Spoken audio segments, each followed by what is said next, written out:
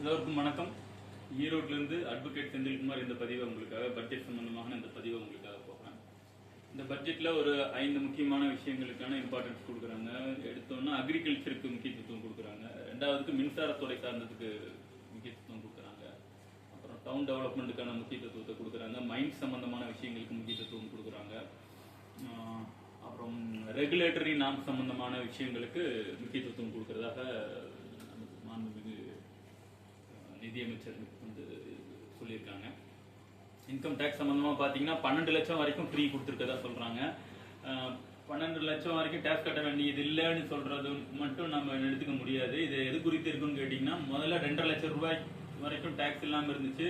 But நீங்க 7 lakhs வரைக்கும் free கொடுத்துருந்தாங்க. பட் அந்த 7 lakhs உடைய பேமெண்ட்டை நீங்க அந்த லிமிட்டை என்ஜாய் பண்ணணும் அப்படின்னா நீங்க 31 ஜூலைக்குள்ள ஃபைல் பண்ணணுங்கிற ரெஸ்ட்ரிக்ஷன் இருந்துச்சு. கண்டிப்பா இதுலயும் அந்த ரெஸ்ட்ரிக்ஷன் இருக்குங்கிறத நான் நினைக்கிறேன்.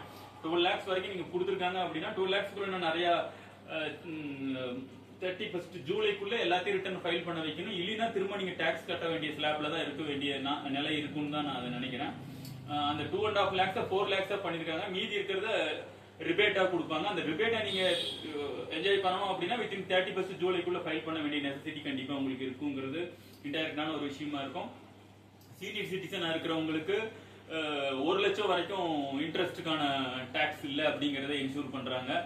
அது மட்டும் இல்லாம சேலரி பீப்புளுக்கு மாசம் 1 லட்சம் வரைக்கும் சம்பளம் வாங்குறவங்களுக்கு ரிபேட் கொடுக்கறதா சொல்றாங்க. இந்த ரிபேட்டையும் அவங்க என்ஜாய் பண்ணணும் அப்படின்னா கண்டிப்பா வந்துட்டு அவங்க 31 ஜூலைக்குள்ள ஃபைல் பண்ண வேண்டிய நெசசிட்டி இருக்கும். இது மட்டும் இல்லாம நியூவான டாக்ஸ் சம்பந்தமான மசோதா வந்து கூடி சீக்கிரம் நெக்ஸ்ட் ஒரு 1 or 2 monthsல டாக்ஸ் பேயருக்கும் சரி, அதை மேனேஜ் பண்றவங்களுக்கும் சரி, ஆடிட்டர் அட்வொகேட் அவங்களுக்கும் சரி அதுக்கான நியூ ரிஃபார்ம்ஸ் வந்து சொல்றதா சொல்லியிருக்காங்க. அப்புறம் இன்சூரன்ஸ் துறையில 74% இருந்ததை 100% ஃபாரின் இன்வெஸ்ட்மெண்ட் அட்ராக்ட் பண்ற மாதிரியான விஷயங்களை எடுத்துட்டு போறதா சொல்லியிருக்காங்க. விவசாயம் சம்பந்தப்பட்ட இதுல கிசான் கிரெடிட் கார்டுக்கான லிமிட்டை வந்துட்டு ஆல்ரெடி எக்ஸிஸ்டிங் லிமிட் 3 lakhs இருந்துச்சு. இப்போ ஒரு 5 lakhs இன்க்ரீஸ் பண்ணிருக்காங்க. அது வரைக்கும் அந்த கிரெடிட் கார்டு லிமிட்டை வந்து விவசாயிகள் வந்து என்ஜாய் பண்ண முடியும்.